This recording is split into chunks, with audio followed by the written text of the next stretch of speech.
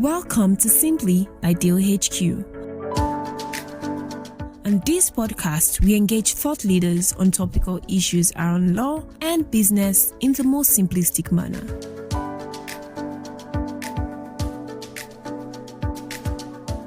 Hello, everyone. Welcome to episode 4 of Simply by Deal HQ. Today on the episode, we're going to be talking about COP26 and the future of businesses in Nigeria.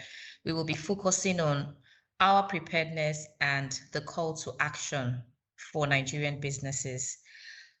As a way of introduction, COP26 is undoubtedly the most talked about phenomenon in global politics and business circles today, following the successful wrap of the United Nations Climate Change Conference in Glasgow, United Kingdom, which saw political and business leaders from over 200 countries agree to the Glasgow Climate Pact and make climate and financial commitments on behalf of their respective countries via the Glasgow Pact, which is a critical step towards a net zero future. Over 151 countries, including Nigeria, submitted their national determined contribution, which is their new climate plan, off of the Paris Agreement. The Nigerian government at the conference spoke boldly about its commitment to cut carbon emissions to net zero by 2060, whilst adopting a bottom-up renewable energy transition leading to year 2030. The country's leadership also called on developed nations to increase the climate finance commitment to developing countries through the Global Goal on Adaptation. As is our custom on Simply, we will be engaging a subject matter expert to help our audience grapple the import of COP26 and how the climate action collaboration is likely to shape the future of global business, the financial markets, and the economy. My guest today is none other than the very beautiful Rukaya El-Rufai. Rukaya is Partner Sustainability and Climate Change at PricewaterhouseCoopers, Nigeria. Rukaya, thank you so much for making the time to join me on Simply today. I know you've been traveling a lot, and I know this has taken its toll to even just set out a time to join me today. Thank you so very much. Thank you for having me, and I'm excited to be here and talk about this very important hot topic, like you mentioned. So thank you. Yes.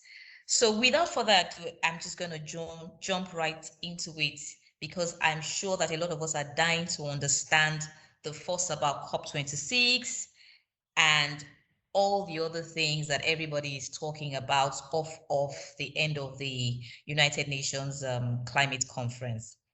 So my first question, Rukaya, for the benefit of many of us ordinary humans who are caught in the haze of all the climate action, net zero, NDC, adaptation fund, and all the other lingos that have come out of Glasgow that we don't understand because we are ordinary humans. Can you just help us understand what exactly is this COP26? What is it all about? How does it impact a business person here far away in Africa? And why should we even care about what experts like yourselves are talking about? How does it concern us? Can you just help us understand why we need to be paying attention? Yes. Okay, thank you for that, very good start of this session. Like you said, there's so many buzzwords, and so many meanings I read into them. COP26 is simply, the 26th in the series of conference of parties to, the UNFCCC, which means the United Nations Framework Convention on Climate Change, which is, just a platform the United Nations have put together to enable that collaborative action, and also even, the negotiation framework to tackle this common problem of climate change that faces everyone. So, what COP brings together parties of 196 countries, and the main aim was to ratify, the treaty, agreed, in earlier milestone conferences. So the first was, the meeting and adoption of even the COP in 1992 during the Earth Summit in Europe, de Janeiro. There's also the Kyoto Protocol. Then, there was the Paris, conference as well that gave birth to the Paris Agreement, and this is, the foundation that COPE, aim to bring, on board, to build on, and reach, an actionable plan, to really tackle climate change. Like I mentioned earlier, it's a common problem. Climate change, when you look at it, worsens poverty. It also affects, growth, and we're faced with rapid population, rapid urbanization, and everyone is as vulnerable. So, whether you're coming from a developed country or you're coming from a developing country, many people will likely be pushed into poverty if we do not, limit global warming to 2 degrees centigrade, or preferably 1.5 degrees centigrade, compared to pre-industrial level. So COPE became the most prominent international treaty that recognizes anthropogenic climate change, and also provides that framework for negotiations. And I say anthropogenic because it's based from a word called anthropathy, where we humans, through how we've developed an industrialized, yes, we have adversely affected the planet. It's causing instability of the earth with extreme weathers, absolutely, wildfires, and all that. So we were stable. We created a stable planet that enabled civilization. So we've entered into that era where we are destabilizing the planet, and it's, a threat to our civilizations. People think this is a joke, but it's truly an existential threat. We go to tour and see past civilizations. We need to take this seriously and think what happened, so that, yes, we take any adaptation and mitigation seriously. So when you look absolutely. at Africa, and I'm bringing it down to Africa now. Please, that's very important. Yes. So that, I mean, because for a lot of people, this thing sounds so far away. It's for developing countries. They caused the problem. They should fix it. Yes. We're still battling poverty. We can't even eat. Why are we going to be talking about climate action and sustainability? That's the sentiment of a lot of people. This is the exact reactions I get. You can imagine, as a consultant, when you're trying to, convince people and persuade people. So yes, when you look at the emissions, the G20 contributes to 80% of global greenhouse gas emissions. So when you break it down between adaptation and mitigation, you'll see that whatever we do with mitigation, we're not the Pareto. So in fact, the G7 itself, just the G7, if they implement their net zero commitments effectively, it will limit global warming to 1.7 degrees. But we are highly, highly impacted by adaptation. Yes. And I am very optimistic about Africa. I believe we'll industrialize, because this thing is a journey. So a lot of people, Rukaya, sorry to cut you. A lot of people will be wondering what you mean by adaptation. Can you help us just understand what that is and how it differs from mitigation?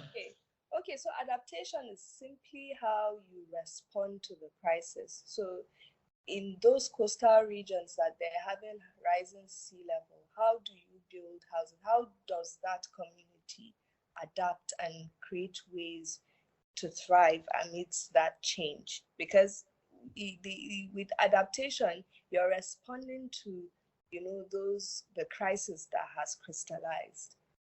So even in how you build infrastructure and all that. For in Africa, the focus, has been, I don't know if you've heard in Nigeria, Africa, there's a collaborative project called the Great Green Wall, where they're trying to build, plant trees, Yes, build a wall absolutely. to help with. And our president has been talking a lot about another wall. Exactly. So with mitigation in Africa, the focus is on agric and forestry. Because Yes. for us in developing countries, most of the emissions come from agriculture. And Yes. it's normally the way of taking in the carbon. It's a sink for absorbing carbon emissions. So it's Yes. very important for us to mitigate that way. But the important point I want to make here is Africa shouldn't, I think we shouldn't be pessimistic about this, because we do hope to industrialize. This is an unwanted consequences that developed countries found out. They didn't do it intentionally. It's a consequence of how we've built our economies. So we're in the face of an economic revolution where we have to change the way we build our economies. And that's why Absolutely. every entrepreneur should take this seriously, because indirectly, right, it would affect people, and very soon it will become a direct impact. So it's funny you said that. I was having a conversation with a friend of mine just a few days ago, and he was saying to me that, the interesting thing about the way the whole climate action thing is morphing is that it has now become a risk mitigation tool in the hands of the private sector and business owners and investors and holders of capital and what have you, as opposed to just one of those things that people do to tick the boxes. Because at the end of the day, the businesses themselves need to be able to ensure that they are not, their existence is not, at risk. Yes. So Yes. you're absolutely right, that it's become a platform for risk management and also for value creation, Absolutely. because, you know, right now businesses have changed, to from focusing on enterprise value creation to shared value creation. Because when you look at the world's challenges, it impacts businesses as well. And there's a big push to have non-state actors as well. And I'm telling you, it's very impressive.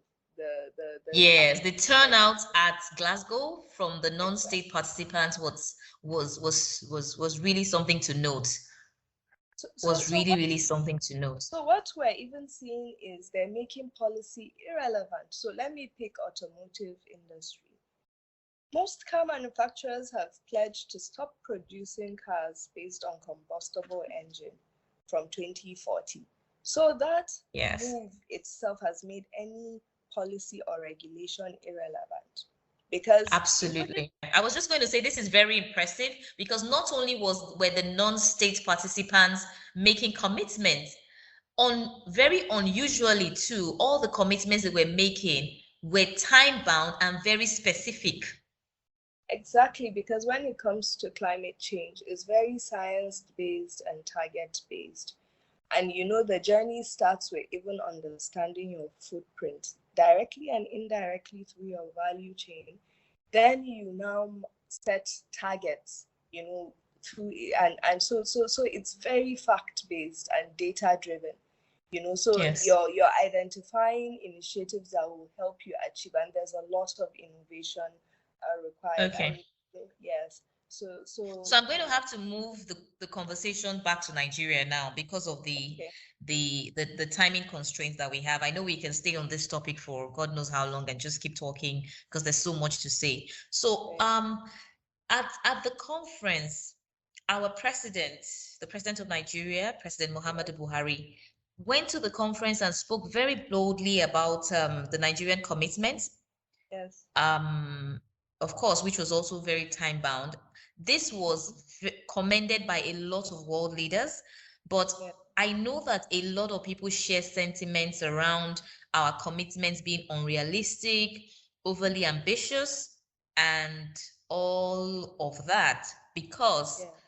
as of 2021, there is barely any identifiable energy transition footprint in the country. And so, for us to make commitments towards net zero for Nigeria in 2060, and then all the other commitments that we have made towards 2030, a lot of people would wonder, I mean, based on what you see back in Nigeria, Mm. what are the key pillars of this commitment that Nigeria has made in our nationally determined contribution, and how is this likely to influence government policy drive in the mid to long term? I mean, we imagine that we are going to make effort to meet these commitments. So, what do we expect to see? Yeah. As responses from government, from policymakers, from regulators? What are you Yeah. expecting, and how should businesses prepare? Okay. So that's a very good and important question. President Muhammad Buhari pledged that Nigeria will reach its net zero emissions by 2060. And what we have vowed is to heavily rely on natural gas for a stable transition. When you look at our existing, pre-COP NDC, that's our nationally determined contribution. We have committed to reduce our greenhouse gas emissions by about 20%, or is it 25? Then we have involuntary of about 40. So this pledge takes the discussion to another level, because when you look at our NDCs, you'll see initiatives around clean cooking and all that. But with net zero, it's about decarbonizing your critical sectors, and of course, energy being a big emitting sector, of course, falls under consideration. So in terms of how realistic that pledge is, so 2060, this is 50 something years ahead. Because this is what I'm saying, that I think Africans should be hopeful that we would industrialize and close that gap, because we have to. If not, the gap will be so much, because there's the digital revolution also happening on that end, which we are far behind. Now with green and inclusive growth, if you look at it in isolation, that's what will maximize benefit for us and create value, because you're forcing, you're refocusing companies operating in the different sectors to think about that shared value creation. How are you creating jobs through your existence as a corporate? How are you impacting the planet? How are you ensuring human rights are being met? How are you ensuring diversity and inclusion, which is critical for having a stable society with trust, and all that? So just to jump on that response, and sorry to have cut you abruptly.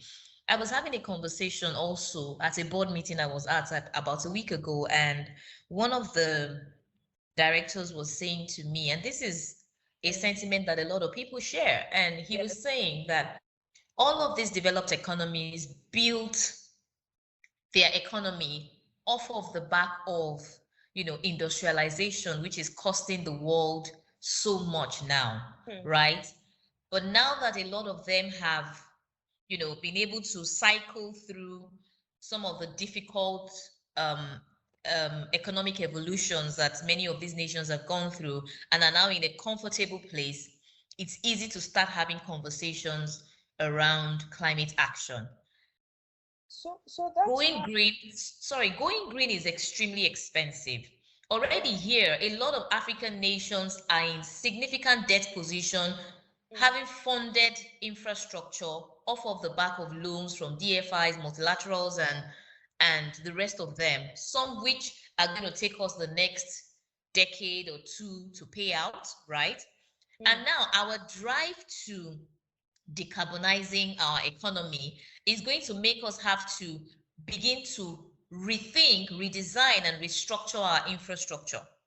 Yes. Which again comes at a significant cost to these nations, many of which are already, in very dire economic positions.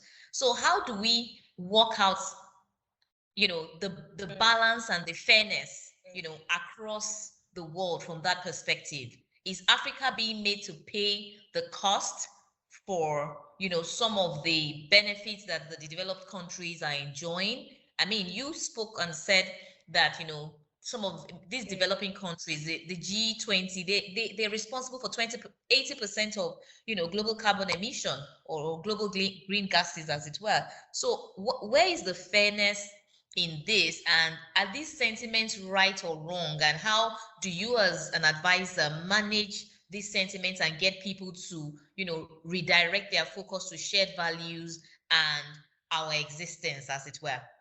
Yeah, so that's why in this net zero conversation there is just transition, and just transition is about ensuring you implement this in a way that creates those desired impact. So energy is about affordable and equitable access to energy, right?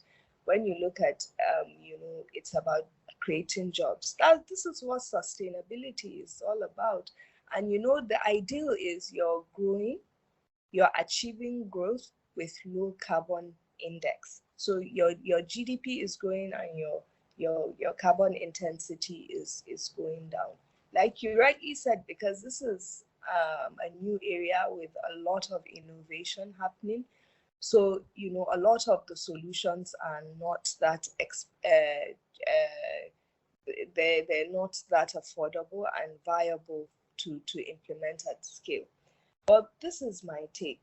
We still have underdeveloped sectors. Even energy, we're still underdeveloped. And don't forget, hydropower is a form of clean energy as well, and all that. So I just think, and that's why you do a transition plan, you play with your scenarios and do the sensitivity analysis, because you can look at Europe, they are in the face of energy crisis as well. So the transition, definitely you want to ensure it's as stable as possible. So I honestly think this is about growing, and building a climate resilient society that will be beneficial for all. Because when you look at India, that's why you see the reluctance of India, China, Russia, Australia, all those people that heavily, it's only South Africa that acted differently. And that's why you saw the kind of money they pulled. I honestly think that whoever takes their transition plan seriously and develop something and have clear commitments, I honestly think that country will be able to pull grants, because if you look at COPE, the focus for developing countries was about mobilizing that 100 billion dollars, and then those loss and damages compensation, and all that. Well, it didn't really happen, but I honestly see a lot of benefit in trying our best, to still grow. So for Nigeria, for example, gas has a lot of methane emissions, but there's a lot of research going into converting that to hydrogen. Now, earlier we thought gas was the viable alternative. Yes. Exactly. Now it's looking like hydrogen, which is still under research. And that's why I feel Africa should take investing in R&D seriously to create their own solutions that work for them. Absolutely. You can see India. Sorry, let me make this. You can see India. If you remember, right after COVID, they had air pollution crisis that even led to shutting down schools. And that's what I heard. I don't know how true. This is not kind of like factual thing I've read, but I understand that China was, pointed to US. We are the manufacturing hub of the world. So what do you expect? If you want us to shut down production, but when you look at it, truly, China is a manufacturing hub for the world, and it's Absolutely. affecting the people too, the health of the So I think we should open Absolutely. our minds and just give our best effort in that journey. I believe there will be groundbreaking technologies that would emerge, but we also need to invest in creating solutions, innovating solutions that work for us. And that are tailored, that are tailored to value creation for our own people. Yes, I think that makes absolute sense. So just off of the back of this, I know that shortly upon return from the climate conference, the president of the Federal Republic of Nigeria has now passed the climate change bill, which a lot of people saw as a demonstration of commitment to our nationally determined commitments as a country. So what's the import of this climate change bill, and how does it impact trade and economy in the country? Yeah, so like you rightly said, there was a Climate Change Act that was passed to help foster low carbon, high growth economic development and build a climate resilience society, and through the attainment of set targets, because like you said, private sector too, do have targets. So this act will apply to MDAs and also to public and private entities. And there would be implementation mechanisms geared towards fostering that low carbon emission, environmentally friendly society. So the bill seeks to establish the National Council on Climate Change.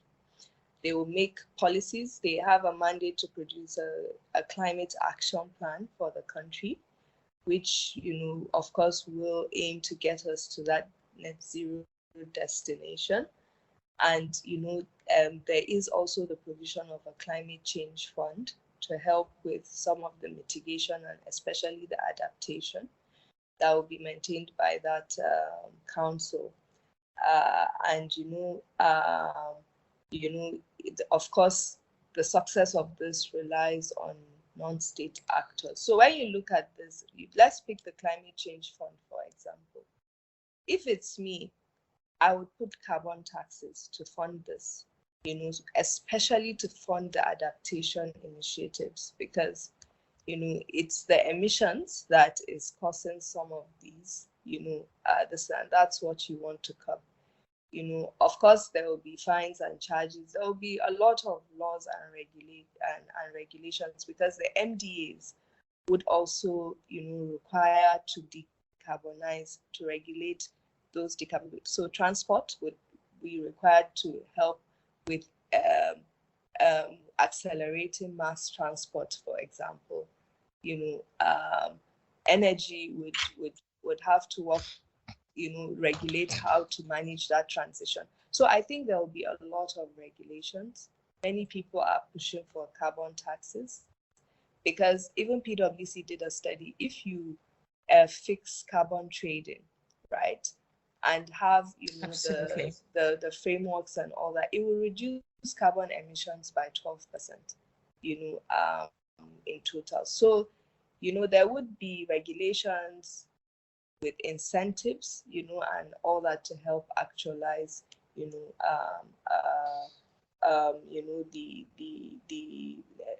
Nigeria's net zero. So private companies have to follow this and, be aware of the regulations that will follow suit. But we don't know what will happen with enforcement, because right now we have a lot of regulations. So it's how effective the enforcement will be. The regulation will be, the enforcement will be. Yes, I think I agree with you. And it's a good thing you touched on the non-state parties and the private sector, because I'm going to be taking the conversation to private sector now. And so at the conference, at the climate conference, we had over 2,000 non-state participants that joined the collective action initiative, which saw corporations commit to net zero emission targets by 2030. I think you spoke about something off of this around the automotive sector as well when you were making your earlier comments. So my question is, why is it important for private sector to take a firm position on climate action?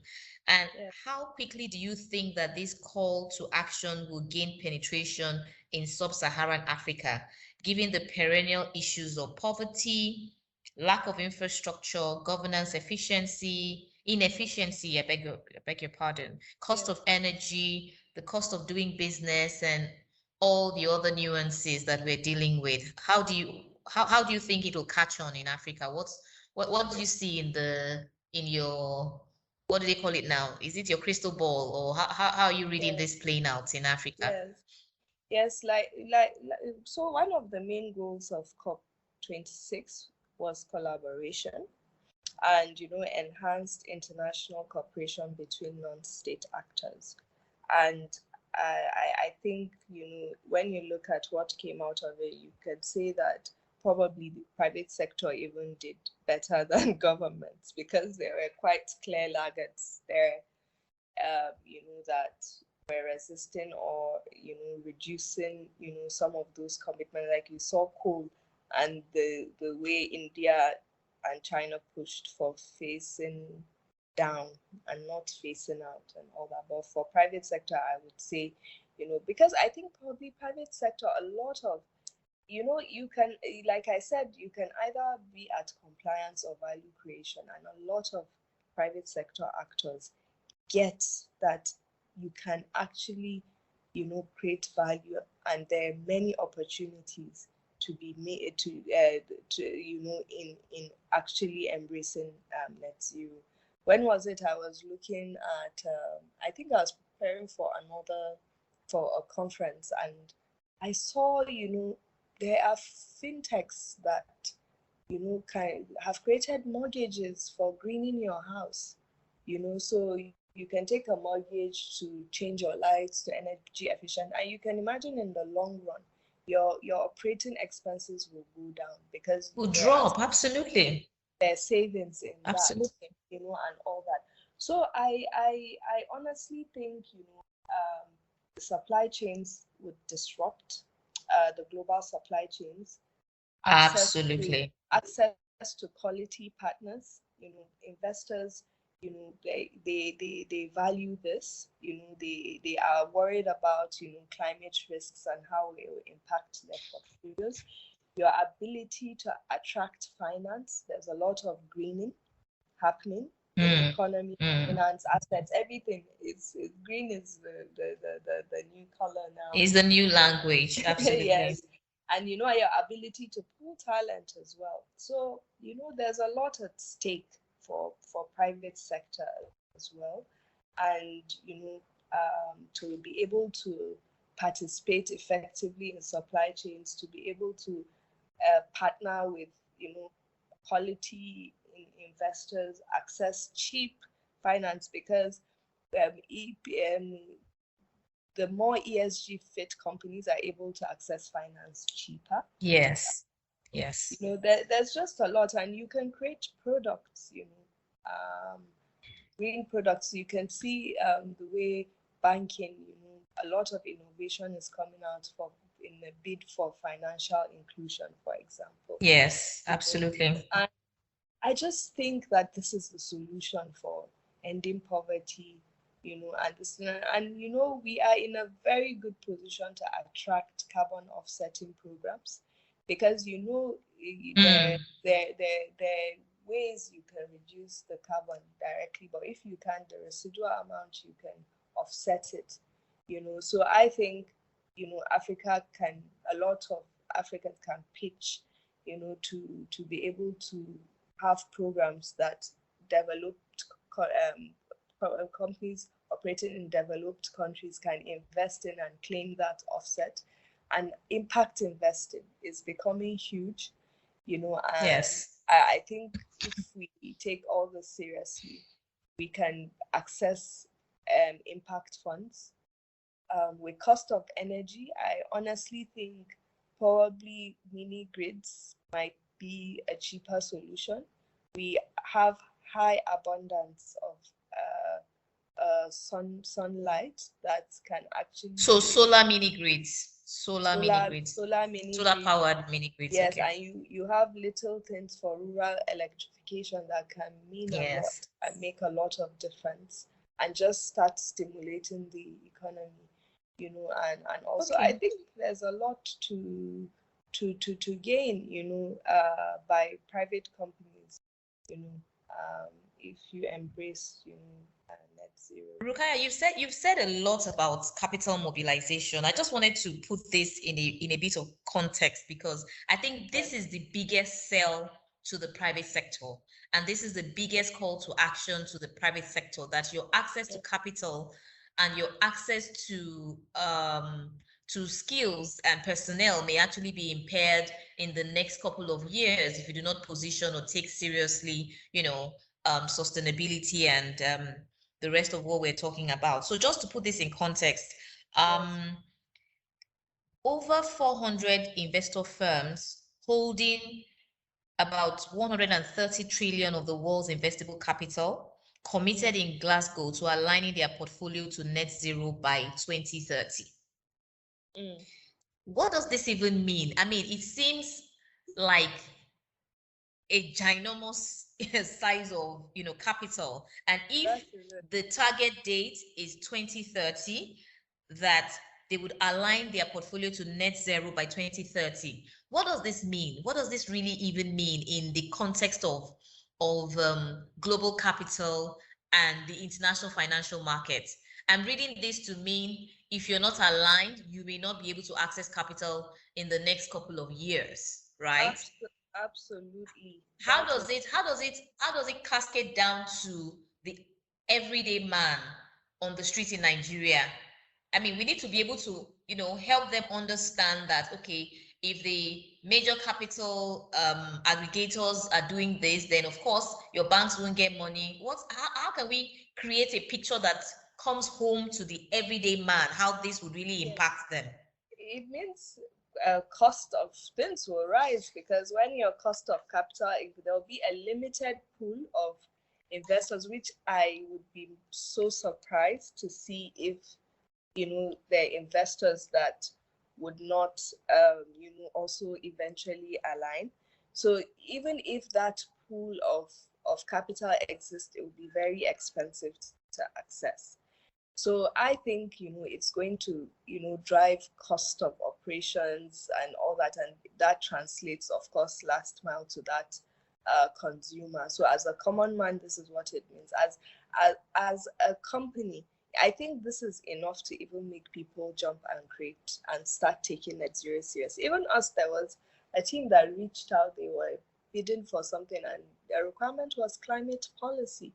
Now investors even do ESG due diligence, because there's also that worry about greenwashing, and all that. So this is another typical example of where private sector non-state actors are even making policy irrelevant.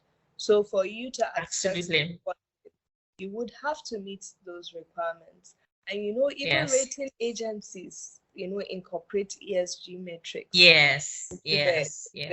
So you just have to know what are those material ESG areas and KPIs for you. And that's, I honestly see a win-win for companies and society with.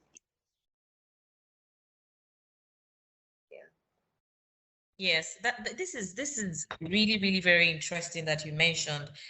We don't really have more time. Honestly, I wish we could continue to talk about this, because this is one area where we need to continue to shed the light, because it's not as complex as people feel. We just need to understand. So, Rukaya, the last and final question I'm going to ask you is, for a small business owner in Nigeria, what are the immediate quick wins that I can implement in my business that begins to show the signs of an intended compliance with sustainability, ESG, and all the rest of the things that we've been talking about? What are the basic, simple things that a small business can actually put in place that shows a consciousness to sustainability, to climate action, to carbon emission reduction, and all of that? What can we really do? This is a famous question that always comes up, whether SMEs should also take ESG seriously or it's just relevant. I mean, you do interact with SMEs interact with large corporates as well. When you look at supply chain decarbonization, because some companies, over 50% of their carbon emissions come from their supply chain. So as they're decarbonizing themselves, they're also, decarbonized. So it also matters how you key into those, corporate value chains. So, ESG is meant to be integrated from strategy through to execution to reporting. When you look at it, like I said earlier, the best and optimal state is to be at value creation. So for a small business, go back to the drawing board and think, economically, how am I creating impact? How can I maximize creating jobs? How can I maximize, how do I ensure I pay my taxes? How do I ensure I'm adding value to the economic growth there? And that's a prosperity pillar. For people, am I ensuring I'm paying minimum wage?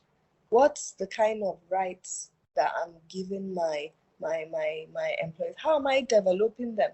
Then my host community, how am I contributing as well to the growth? Environmentally, how's my operations impacting the environment?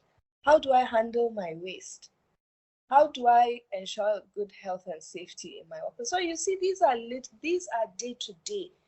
How am I incorporating, even if it is informally, risk? So ESG is just another lens in everything you do, from strategy through to reporting to this thing. And then, another important element of ESG is stakeholder engagement. So, it's even, I can't think of how you can go wrong if you properly implement ESG, because you're thinking inside out and you're thinking far, because most times you are looking at what's likely to disrupt in the long term, because it's about long-term value creation as well. Yes, so absolutely. As a small business, it's just simply to go to your drawing. Even if you take, okay, what's my top 5 environment things to focus that I manage and mitigate? What's the top 5 social? And you're looking at it, and you're also engaging some of your stakeholders to understand their own perspective. Because in sustainability, there's that double materiality where in prioritizing what's relevant and most important metrics for you, you're also engaging some of your stakeholders, so it's more balanced and does that shared value creation. Absolutely. Rukaya, it has been a super 40 plus minutes of gaining insights into the outcomes of the United Nations Climate Change Conference and the likely impact on the future of businesses in Nigeria. I must thank you most sincerely for making the time to join us today.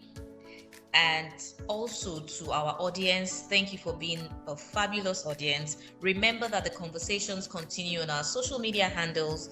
Please send us your comments and thoughts on today's episode, and we look forward to you joining us on subsequent episodes. Thank you. Thank you, Tosin. Thanks for having me. Thank you for listening to this episode of Simply by Deal HQ. Deal HQ Partners is an Africa-focused transaction advisory law firm operating out of Lagos, Nigeria. To know more about our services, please visit our website at www.dealhqpartners.com or follow us on our social media handles. On Twitter, we are at DealHQLaw, Instagram at DealHQLaw, and on Facebook at DealHQLaw. And finally, on LinkedIn, we are at Deal HQ Partners. Thank you very much for listening.